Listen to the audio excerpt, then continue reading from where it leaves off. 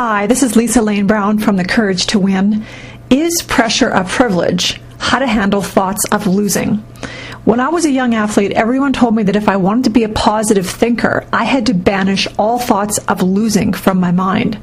So if my mind accidentally wandered to the possibility of losing, I would panic, assuming I was weak mentally. Fortunately, I grew up and stopped listening to the wrong people, and that's when I figured out how to think about winning and losing correctly. Thinking about losing before you compete well in advance can be a very powerful strategy for being mentally tough if you do it right. But don't take my word for it. Tennis legend Billie Jean King said it best. King needed a special strategy to handle the pressure for the famous Battle of the Sexes match versus Bobby Riggs in 1973. Riggs wanted to prove that men were better athletes than women, and he challenged King to a match to prove it. It was a pressure match. Over 30,000 people attended and 50 million viewers watched on TV. But before she said yes to Riggs, Billie Jean thought about all the possible outcomes. What was she getting herself into?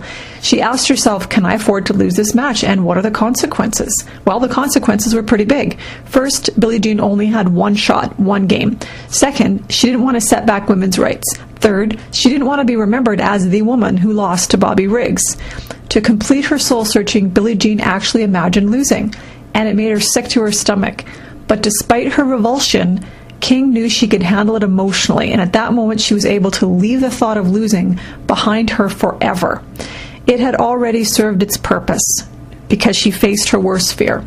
Her visualization let her face this fear and motivated her not to lose.